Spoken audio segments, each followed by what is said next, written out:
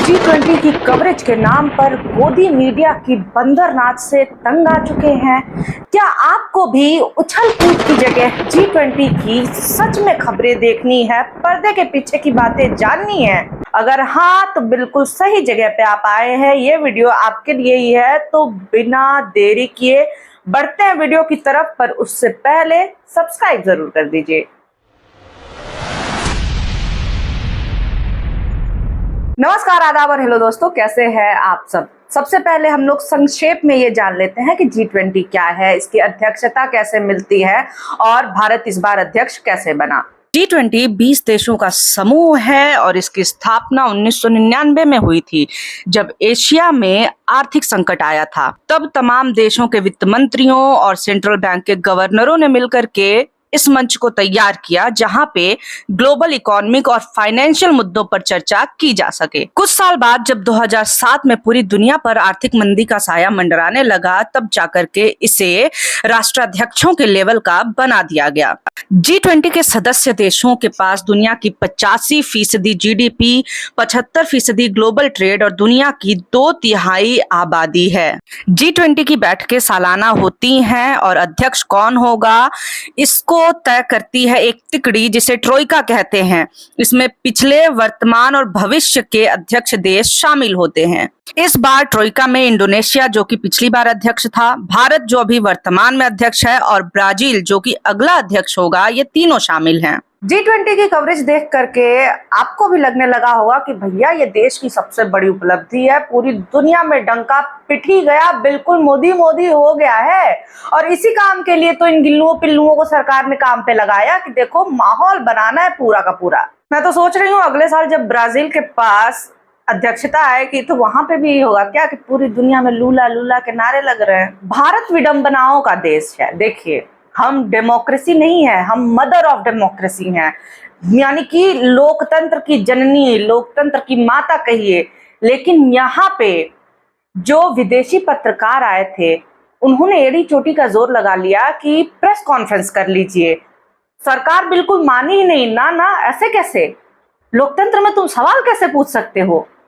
अमेरिकी प्रशासन ने काफी कोशिश की कि उनके पत्रकारों को सवाल पूछने दिया जाए, लेकिन ये अमेरिका थोड़ी ना है। मोदी जी इतने निडर नेता हैं कि नहीं माने सवाल का जवाब देने के लिए तो नहीं माने। यही सब देख करके तो बाइडेन जो है चिंता में पड़ गया। वो यहाँ से भागे भागे तुरंत जब वियतनाम गया, जाते ही वहां पे सबसे पहले प्रेस कॉन्फ्रेंस किया और कहा कि देखो यार, हमने मोदी जी से इस पर चर्चा की कि प्रेस के फ्रीडम को लेकर के स्थिति काफी चिंताजनक है। G20 बहुत शुभ अवसर है और इसीलिए इसकी शुरुआत हुई सारी अशुभ चीजों को हटवा कर, उजड़वा कर, खत्म करवा कर, पर्दे में ढक करके। देश की गरीब जनता को देख करके कहीं राष्ट्राध्यक्षों का मूड ना ऑफ हो जाए, इसके लिए मोदी जी ने खास व्यवस्था की।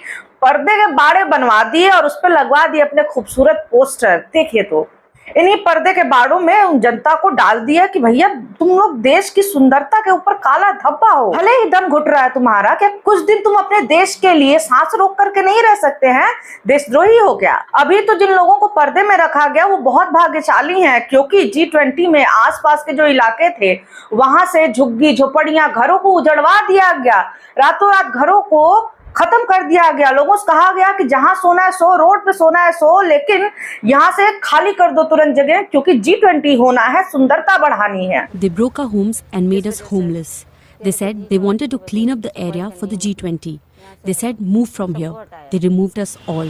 पर ये विदेशी मीडिया वाले ना बहुत बदमाश हैं।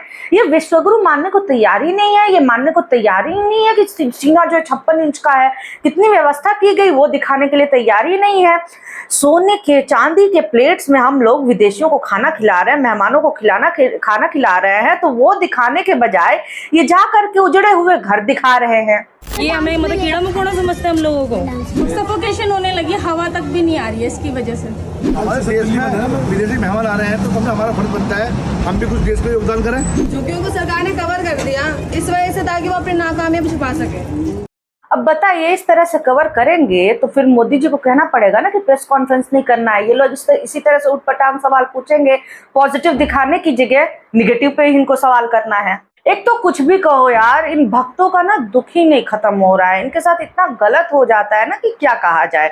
दुनिया भर के राष्ट्राध्यक्ष आए, ये बड़े बड़े पदों पे बैठे हुए लोग आए और मोदी जी इनको लेकर के कहाँ गए? गांधी जी को श्रद्धांजलि दिलाने के लिए। ये सारे के सारे दुनिया भर के बड़े बड़े नेता गांधी जी की समाधि स्थल पे गए, वहां पे श्रद्धांजलि दी और उनके सामने सर झुकाया। भक्तों का पूरा जीवन गॉडसे की पूजा करने में चला गया, उसको जस्टिफाई करने में चला गया, लेकिन मोदी जी बार बार जा करके गांधी जी के सामने नतमस्तक हो जाते हैं, पूरी की पूरी मेहनत पे पानी फेर देते हैं। और ये गलत बात है।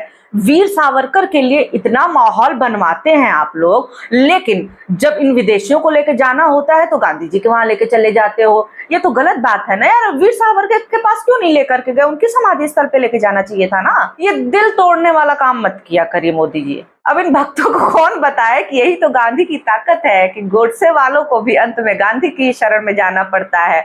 वो दुबला पतला इंसान जो कि कभी किसी पद पे नहीं रहा, बड़े बड़े पद वाले आज भी उनके सामने सर झुकाते हैं और आने वाले कई सालों तक, सैकड़ों सालों तक सर झुकाते रहेंगे। G20 का इस्तेमाल रगड़ करके हो रहा है 2024 के इलेक्शन के लिए, एकदम रगड़ करके हो रहा है। एक पत्रकार ने तो ये बात कह दी कि आपको राजधानी दिल्ली में केवल और केवल कुछ मीटर में ही हजारों पोस्टर नरेंद्र मोदी के दिखाई देंगे कि वो माहौल बनाने के लिए किस तरह से पूरी कोशिश उन्होंने G20 को लेकर के की है ताकि आने वाले चुनावों में उनको फायदा मिल सके। पूरी सरकार, पूरा प्रशासन बैनर पोस्टर लगाने में, घर उजड़वाने में ऐसा लगा कि वो पानी की निकासी की व्यवस्था करना ही भूल गया। भारत मंडपम जो कि खास G20 के लिए जिसका उद्घाटन हुआ, रातों रात बारिश हुई, उसमें पानी भर गया।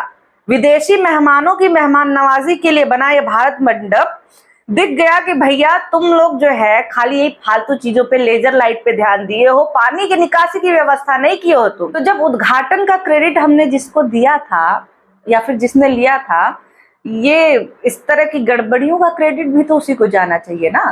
पर एक चीज अच्छी है हमारी सरकार की, वो सबको एक समान समझती है। कैसे? केवल इंसान ही नहीं, जानवरों की इन्होंने हालत बदतर कर दी। पूरी दिल्ली से जानवर, कुत्ते पकड़ पकड़ के उठाए गए, हाथ पर बांध करके नालियों में फेंक दिए गए। ऐसा कर दिया गया कि जो एनिमल राइट्स एक्टिविस्ट है वो घबराए हुए पूरी दिल्ली में घूम रहे थे। यानी कि इंसानों को जानवरों की तरह बाड़े में बंद किया और जानवरों को तो उठा के नाली में ही फेंक दिया। अच्छा, ये बात हमेशा कही जाती है और मुझे पता है इस वीडियो पे भी कहा जाएगा कि तुम ना केवल नेगेटिव बातें करती हो, नेगेटिव क्यों बता रही हो। तो पॉजिटिव झूठ से नेगेटिव सच ज्यादा बेहतर होता है। मैं बेपनाह अंधेरों को सुबह कैसे कहूँ, मैं इन नज़ारों का अंधा तमाशबीन नहीं। खैर, तो बहुत शुक्रिया, बहुत धन्यवाद ये वीडियो देखने के लिए। और अगर आप सहमत हैं कमेंट कर सकते हैं, नहीं है तो बिल्कुल करिए, ज़रूर करिए, क्योंकि ये लोकतांत्रिक स्पेस है। यहाँ पे अच्छे से डिस्कशन होगी, अच्छे से चर्चा होगी, भद्र भाषा में होगी। तो कमेंट ज़रूर कर दीजिएगा, सब्सक्राइब कर दीजिएगा। बहुत शुक्रिया, बहुत धन्यवाद।